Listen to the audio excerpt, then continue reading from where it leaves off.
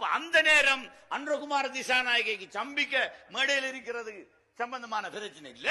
இப்ப இவர்களுக்குள்ள எங்கட மேடையில சம்பிக்கிறாங்க இருக்கிறது, இவங்களுக்கு பெரிய பிரச்சனையா இருக்கு. இது நாடு முழுவதும் ஒரு தொகுதி, அந்த தொகுதியில ஒரு வேட்பாளரை வெல்ல வைக்கிறதுக்கான தேர்தல்.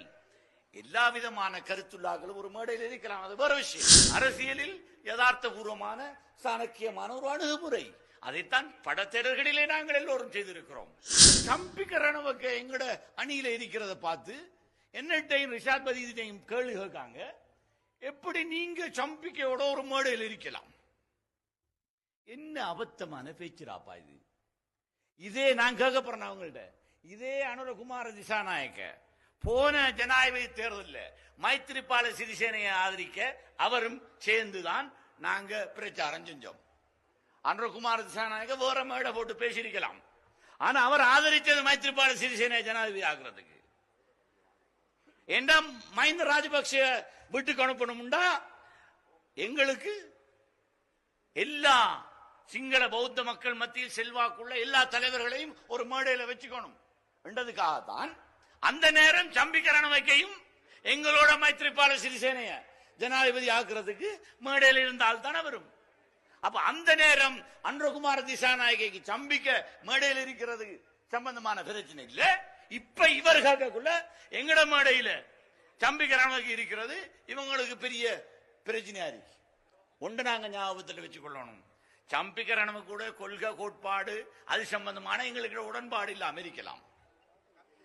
அதே நேரம் சம்பிக்க ரணவக்கைக்கு சுமந்திரனோட கொள்கை கோட்பாட்டோட உடன்பாடு இல்லை. ஆனா அவர் சுமந்திரன் இருக்கிற சம்பந்தமான அவருக்கு பிரச்சனை இல்லை, சுமந்திரனுக்கு சம்பிக்கை இருக்கிறது பிரச்சனை இல்லை.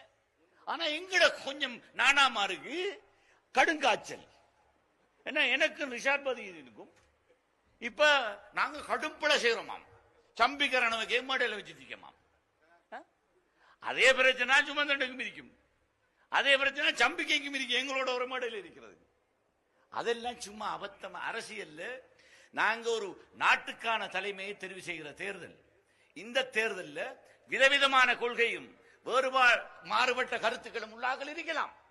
ஆனால் இது இந்த பொத்துவில் தொகுதிக்கான அக்கரப்பத்துக்கான தேர்தல் இல்ல. இது நாடு முழுவதும் ஒரு தொகுதி, அந்த தொகுதியில ஒரு வேட்பாளரை வெல்ல வைக்கிறதுக்கான தேர்தல். எல்லா விதமான கருத்துள்ளாக்களும் ஒரு மேடையில் இருக்கலாம், அது வேற விஷயம். ஆனால் நாங்கள் எவரை வெல்ல வைக்க போகிறோமோ அவர் நேர்மையானவர், நியாயமானவர், சகல தரப்புகளும் பாதகம் இல்லாமல் நடுநிலையாக நின்று நேர்மையாக இந்த நாட்டை வழிநடத்தக்கூடியவர், குறிப்பாக இந்த பொருளாதார சிக்கலில் இருந்து மீட்டெடுக்கக்கூடியவர் என்ற நம்பிக்கையில் நாங்கள் எல்லாரும் ஒன்றா செயல்படுறது என்பது அரசியலில் யதார்த்த பூர்வமான சாணக்கியமான ஒரு அணுகுமுறை. அதைத்தான் படத்தேடர்களிலே நாங்கள் எல்லோரும் செய்திருக்கிறோம்.